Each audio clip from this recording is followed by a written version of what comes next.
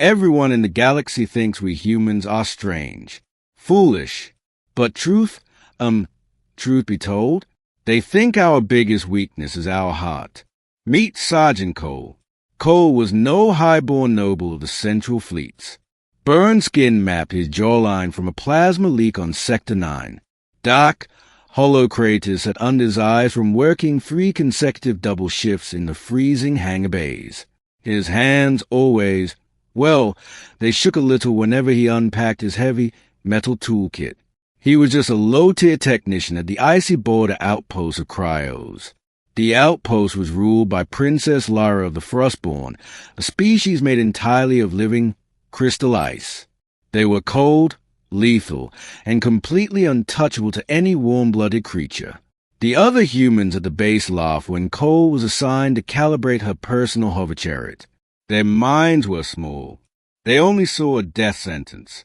To them, touching a Frostborn meant your flesh would instantly freeze and shatter like glass.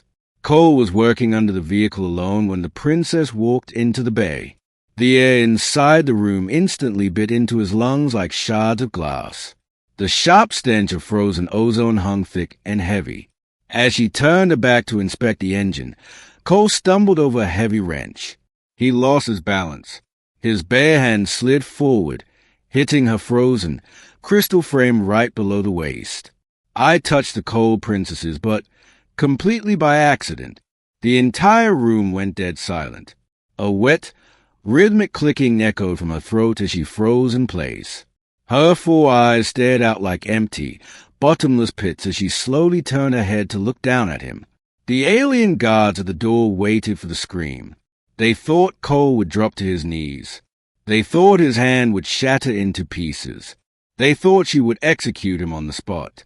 But then, Cole did something that turned the entire hangar dead cold. He didn't run. He didn't beg for his life.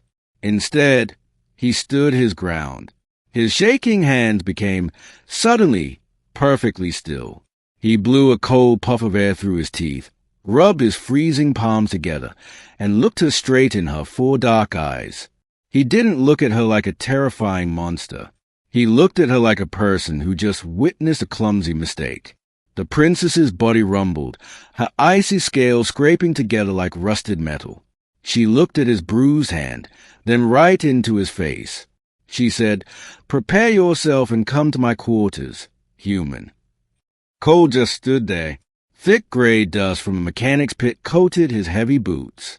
His breath dragged heavy in his chest, but his gaze was as solid as iron. He did not flinch.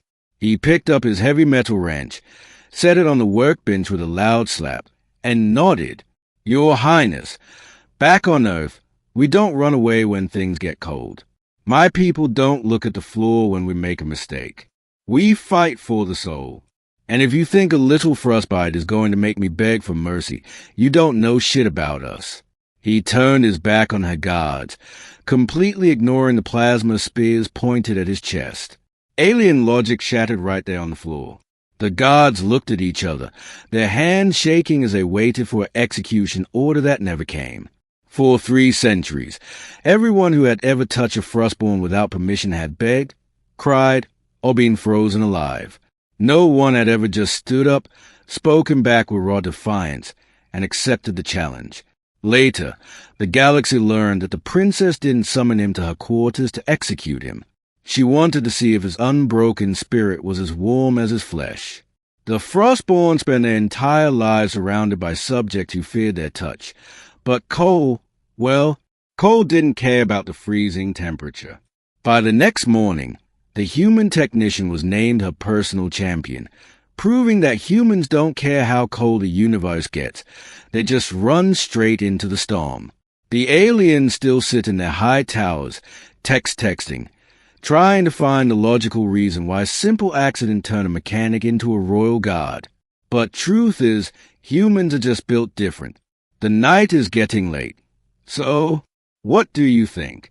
We humans really are strange, aren't we?